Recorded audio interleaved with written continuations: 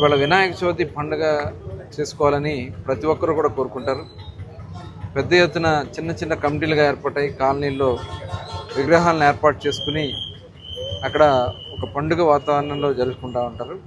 దానికోసం ఆంధ్రప్రదేశ్ రాష్ట్ర ప్రభుత్వం గౌరవ ముఖ్యమంత్రి వర్యులు చంద్రబాబు నాయుడు గారు సింగిల్ విండోలోనే మొత్తం వాళ్ళకి కావాల్సినటువంటి పర్మిషన్స్ అన్నీ కూడా ఇవ్వడం కానీ చాలా సరళీకృతం చేశారు. అదే కాకుండా వాళ్ళకి కావాల్సినటువంటి విద్యుత్తును కూడా ఉచితంగా ఇవ్వాలని చెప్పి ప్రభుత్వం నిర్ణయించుకోవడం కూడా జరిగింది.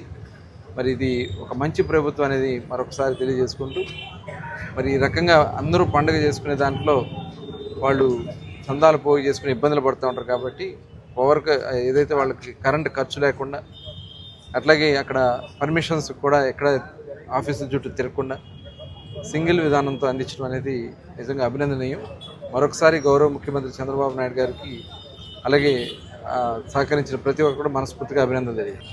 మరి మచిలీపట్నంలో పర్యావరణానికి మరి ప్రేమించే విధంగా మరి వినాయకుడి విగ్రహాల్ని, మట్టి విగ్రహాల్ని ఉచితంగా పంపిణీ చేయాలని చెప్పి తీసుకున్నటువంటి సంకల్పాన్ని మనస్ఫూర్తిగా అభినందిస్తూ ఉన్నాను.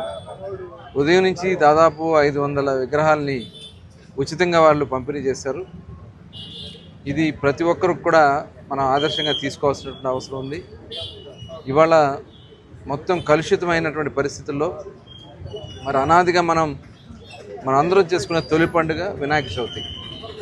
మన సాంప్రదాయానికి, మన సనాతన ధర్మంలో మొట్టమొదటి నుంచి కూడా ప్రకృతిని ఆరాధించాలని మన సంస్కృతి, మనకున్నటువంటి గ్రంథాలు చెప్తా ఉన్నాయి.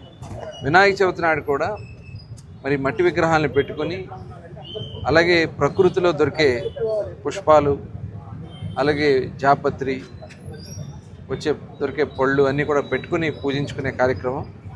అలాంటిది తర్వాత మారినటువంటి పరిస్థితుల్లో ప్లాస్టర్ ఆఫ్ ప్యారిస్ అని రకరకాల రంగులతో వేసి మొత్తం కూడా కలుషితం అయిపోతూ ఉంది.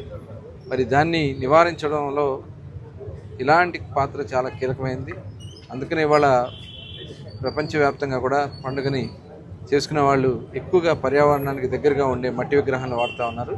దీన్ని ప్రతి ఒక్కరూ కూడా ఆదర్శంగా తీసుకుని ముందుకెళ్లాలని చెప్పి మరొకసారి తెలియజేసుకుంటూ, మరొకసారి వాసుదేవ ఫ్రెండ్ సర్కిల్ ప్రసాద్ గారిని మనస్ఫూర్తిగా అభినందిస్తూ, మరి మరొకసారి అందరికీ వినాయక చవితి శుభాకాంక్షలు తెలియజేస్తాం.